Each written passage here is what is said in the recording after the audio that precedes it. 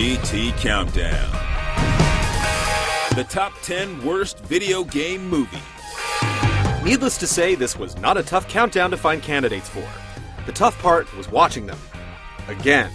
Surprisingly, the Resident Evil trilogy squeezed out of this list's grasp thanks to the seductive charms of Mia Jovovich, despite the flaming awfulness of Part 3, Extinction.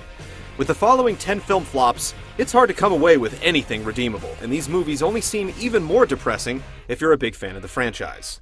Unfortunately, here are the top 10 worst video game movies of all time. Number 10. Dead or Alive. There are two possible excuses for anyone who has left a rental store with Dead or Alive. Either you've mistaken it for the horror classic Dead Alive, or you're hard up for Kung Fu Cheesecake, or TNA and your mom won't let you rent rated R movies. Devin Aoki doesn't begin to fill the shoes or the mighty G-Cup bra of Kasumi from the DOA game, but the jiggle power provided by other cast members and a few decent action scenes keep it from rating any higher on our awful scale. Don't get us wrong, it's still really bad. Number 9. Doom. Doom was one of the most controversial video games ever released, but the only controversy surrounding the movie was thanks to scathing comments from critics. The New York Times called it a claustrophobic mess of a movie, while ReelViews coined it a dreadful, hackneyed piece of cinema. Both were correct.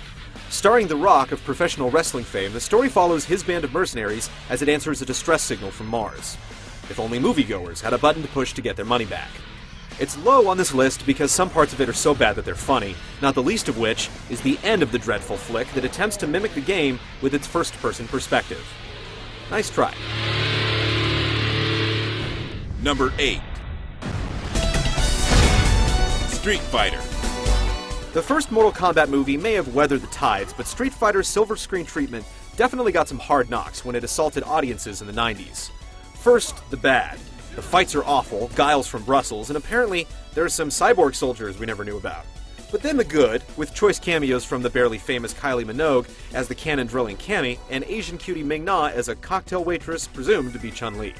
Fierce as these feminine fighters were, their flashy moves just weren't enough to save this flick from a total knockout. Number 7. Wing Commander. How could a film directed by the creator of the video game series it's based on, in this case Origin Systems programmer Chris Roberts, drift so far from the source material? Casting Fred and Shaggy as the leads is a start, especially after Wing Commander 4 was graced with accomplished thespians like John Rhys Davies, Malcolm McDowell, and Mark Hamill. Chris Roberts has since confessed that he wasn't pleased with the furless appearance of the Kilrathi, or their feline video game counterparts. Sixth time's the charm? Now don't you die on me! Number 6. Double Dragon. Dude! You must suck at video games! No, but this movie sucks at trying to represent one. We could forgive the Technicolor gang members, the Andy Dick cameo, copious amounts of high fives, Alyssa Milano's short hair, or a Bobo steroid problem, but we can't forgive the destruction of an actual Double D arcade machine. While Jimmy Lee may not have been the shadow boss, at least now, he's the chairman. Number 5. Mortal Kombat Annihilation. Despite riding on the tail of its semi-successful predecessor, Annihilation's C-grade special effects, low-budget porn dialogue, and after-school special combat result in the manifestation of the film's tagline, "Destroy all expectations." It did just that. The recasting is so bad, even Johnny Cage told his agent to kill him off. Instead of Billy Madison's lovable Miss Vaughn, we get a 40-something Sonya Blade with ranger shorts hiked up to her underarms, and a thunder god that appears to have skipped puberty. The final showdown between Khan and Kang, a haphazard 6th-grade Play-Doh project, had us looking for the portal out of the theater. Number 4. House of the Dead. If someone invites you to a rave on a remote island known as Isla de Muerta, basic knowledge of Español will save you from a horrible zombie massacre. If someone invites you to see a Uwe Boll movie, basic knowledge of the director's other work will save you from a truly awful film. Even gratuitous nudity and gamey gimmicks can't save this cheese fest.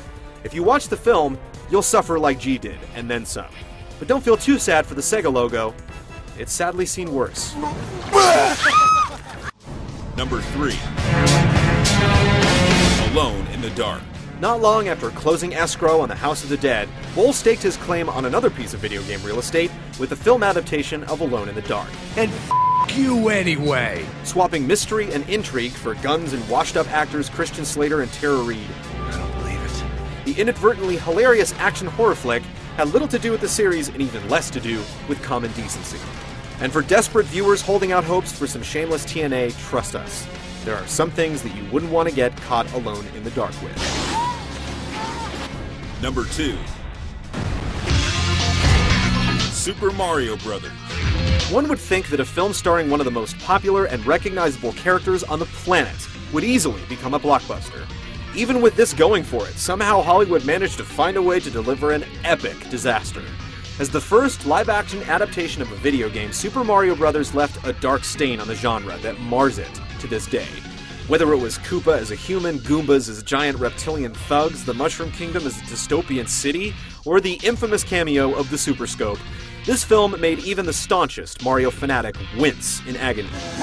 Bob Hoskins, the actor that played Mario, denounced the project in an August 2007 interview as a nightmare, and Shigeru Miyamoto admitted he regrets the film's creation. I am very disappointed in you, cousin.